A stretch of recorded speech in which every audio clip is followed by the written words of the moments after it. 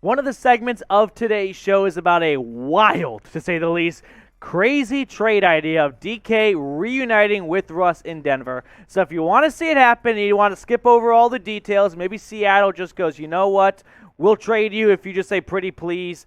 Then like today's video, and maybe that's enough to get John Schneider and George Paton to pick up the phone again and make another big blockbuster trade between Denver and Seattle.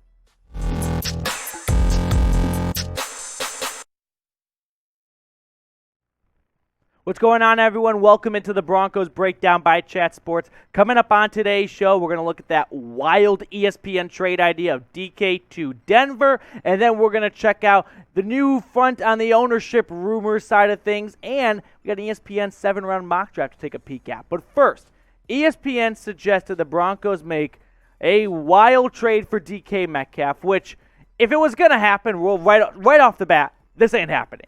But we'll tell more reasons probably why it's not going to happen. But if it were to happen, don't you think they would have included that in the Russell Wilson trade?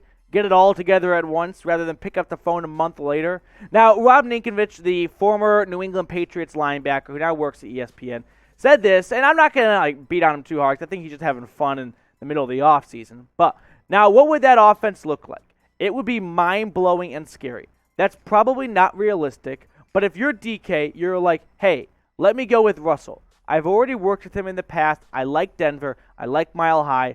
Let's go to Denver. If you're the Broncos, what could you even offer to get DK Metcalf? Seattle's already got your first-round pick for this year and next year. I don't know if the Seahawks are interested in a 2024 first-round pick, and I don't know if Denver's interested in giving up a first-round pick to have no first-rounders for 3 years. They don't have a second rounder next season to give up. They don't have many assets. They could maybe give them another, they could do a KJ Hamler and a bazillion sevenths. But why would the Seahawks even do that? I don't know how this deal could ever get done. This is the best I could come up with for a trade. The Broncos get DK Metcalf. The Seahawks, for life, get shotgun. Okay? Not bad. You never have to call it again. Anytime they go through a drive-thru, Denver picks up the tab and gets some car fries. That way you don't eat all your fries before you get home. You've got, specific fries for the car ride back home. And, maybe best of all, worth its weight in gold, a $50 Texas Roadhouse gift card. If you've never been to Texas Roadhouse and you've never had those rolls, you need to go there. There's no other way I can put it. So, speaking of Texas Roadhouse, what is your favorite chain restaurant?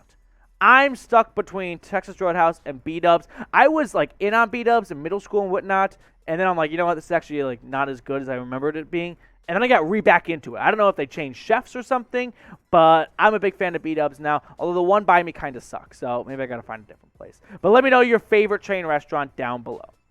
To wrap up and put a bow on this DK Metcalf to Denver trade, wild speculation is a strong word, idea. It's cute. It's not going to happen. There's just nothing Denver. I don't see a way Denver could actually put together a package that would outdo. It's not like Metcalf has a no trade clause and he gets to pick where he goes. I mean, apparently the Jets were going to offer the 10th overall pick. There's nothing Denver has in their arsenal other than Russell Wilson that can come close to that. So it's not happening. It'd be fun to see Russ and DK just take it from the Pacific Northwest to the Rocky Mountains, but I don't see that happening anytime soon. Coming up, though, we got the latest on the ownership front because the Broncos, of course, are selling the team. They're looking for a lot of cash to do so. So a new name has emerged as a potential owner for the Broncos. We'll tell you more about that in just a moment. But as the NFL draft creeps up on us, we are less than 3 weeks away, 2.5 at this point. And if you're looking for free Broncos draft coverage, make sure you are subscribed. That way, anytime the Broncos make a draft pick, a draft trade, draft anything. Hell, if Peyton even just picks up the phone next week, we're going to have a video for you because we are that locked in on the Broncos draft coverage. So make sure you're subbed to the channel today. Now, who's going to be the next owner of the Broncos? After the late, great Pat Bowlen passed away, it was left to his trust. Joe Ellis, the CEO of it, said, we are selling. The daughters can't come together and figure out an agreement. So here's a new name in the mix. You may recognize a bit of his last name, Rob Walton, for owner, potentially. So this is the heir of Walmart. Yeah, I think they've got enough money to afford the Broncos. He's rumored to be the favorite to buy the team by Sun. And like I mentioned, he's the son of the late Walmart founder, Sam Walton. He's also got a connection to the LA Rams owner, Stan Kroenke. Stan Kroenke's wife is related to Rob Walton. I can't remember. I think they're siblings. But it's just like, it's like Game of Thrones. It's just like all these rich families coming together and one after another buying more teams. Now, here's like my issue with Rob Walton as a Broncos owner. He's pretty old. He's 77. I have no idea what his health is. But you really want to go from one old guy to another old guy and restart this process again in like 6-7 years? Now, maybe, I don't even want to finish the sentence, but maybe it just gets left to his family. I don't know. But the idea of going 77-year-old seems a bit like of a short-term plan for Rob. But I really just care about two things. Spend money and don't move the team. That is all I care about. We could talk about the X's and O's, getting troughs for urinals across the board in every American stadium, because that's one of the greatest inventions of mankind. Finding a way to shorten lines. I don't care how you do it, but find a way to do it. So I don't have strong feelings on the next Broncos owner.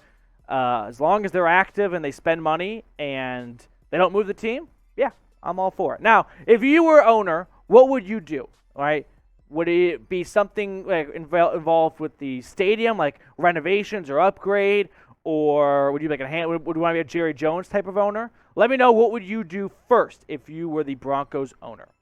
For me, free corn dogs after every win, straight Jackie Moon style. Corn dogs, Jackie, corn dogs for all these people. We're going back to semi-pro.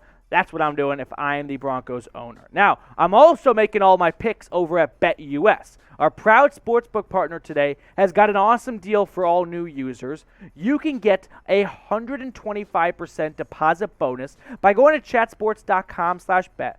Promo code Broncos125. There's a lot of great things to gamble on, including the NFL draft. So, if you want to bet on who the first quarterback to be picked is, you can do that at BetUS. They've got Malik Willis as a decent heavy favorite, minus 180. Now, if you think it's going to be Kenny Pickett, who it was for a long time until the last month and a half or so, if you bet, say, $100, you'll win 140. That's what that plus 140 means. You bet 10, you win 14. They just do it out of increments of 100 because they're big ballers in Vegas. Me? No, I am not. Now, ESPN's latest 7-round mock draft coming your way here. We'll break down the picks that they had the Broncos making. Now, I get it. Mock drafts are not as fun when you don't have a first-round selection, but I still love the NFL draft just as much even without a first-round selection. So, Broncos with the Rams' second and third-round picks in round 2, and to round out round 2, they go Bernhard Raimann, the offensive tackle out of Central Michigan, originally from Austria. He has been a hot name so far this draft process. If Raimann falls to the Broncos at 64, this is the steal of the draft. This is a player that in some mock drafts is mid-first round.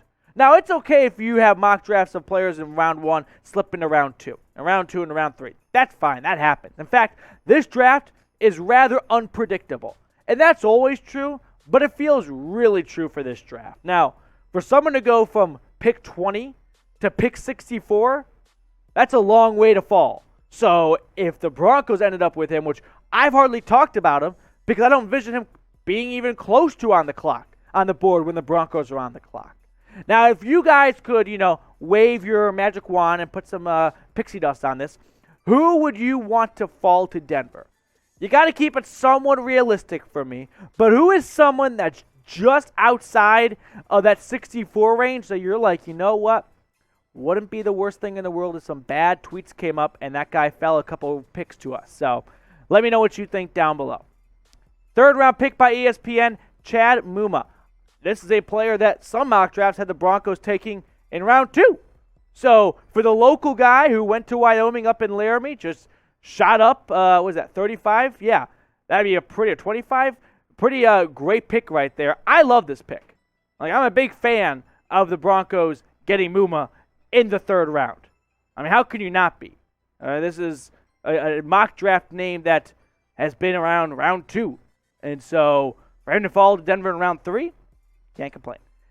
Third round pick, second one, this one from the Rams, Nick Bonito out of Oklahoma. Now Denver goes edge rusher here to try to add on to that pass rusher attack to get after Mahomes, Herbert, Carr, all the other great quarterbacks that have come over to the AFC as well. Whoever made this mock draft, Jordan Reid, I want whatever you had. Because for you to think, I get it. Some mock drafts are tough, and this was a tough draft class to mock. But to have Raymond fall from first round to the end of the second, and then everyone just falling one round later than a lot of other mock drafts. Muma in the third, sure, it can happen, but it's like, all right, now you're getting like double lucky. And then Nick Bonito, who some have in the second round, be the last pick in the third round, or late in the third round. Boom. It's just like 3 things that have worked out very well for the Broncos in this ESPN mock draft. So here's the complete mock draft. We'll kind of speed through day 3. Joshua Williams is the corner out of Fayetteville State. I know absolutely nothing about him as I watch 0 Fayetteville State games. Tyler Algieri out of BYU, a running back. Sure, you need to find someone to help Javonte Williams and Mike Boone. Alontae Taylor out of Tennessee. I love it because I went to Tennessee, so I'll just take that to the bank. Now, ESPN, they also they had the Broncos with 2 fifth-round picks. Sloppy ESPN. That other fifth-rounder belongs to Seattle. Sorry. Round 6, Gene DeLance. I like the idea of going tackle here. You got a little bit of a rotation right now at right tackle. He's kind of spreading your chips on a handful of spots, so why not add another horse to the race? And then rounding it out here, Dane Belton, safety out of Iowa. I don't know if you really need a safety after bringing back Kareem Jackson. Probably some other needs you could have gone with, but it's round 7. What are you going to do? He's not going to make the roster most likely. Sorry, Dane. All right. Type me, though, if you're excited for the NFL draft, even with no first-round pick. I get it. It could be it's long, and you're like, the Broncos aren't even picking. But still, I just love the NFL draft because, in my opinion, imagine just sitting, with your family or in the green room, and in one moment you're like, if my name gets called, I'm moving to Buffalo, New York. And then you don't get picked, and then the next team on the clock is San Francisco. And you went from one coast to the other pretty much. So I love the idea of the NFL draft, just the whole process of it, even if, my team doesn't have a pick in round number 1. And that's why you should follow us, by the way, over at Chat Sports, because the mothership here is going to be having tons of draft coverage for you guys. We'll be going live for the NFL draft, and we're not just, milquetoast, boring ESPN, sipping on our drinks and having some pumpkin pie like Mel Kiper. We'll be taking shots. We'll be having drinks with you guys. We'll be breaking it all down in the process, too. So follow us. Subscribe at youtube.com/chatsportstv. That's the thumbnail for it. You can't miss it. And we'll catch you later here on the Broncos Breakdown.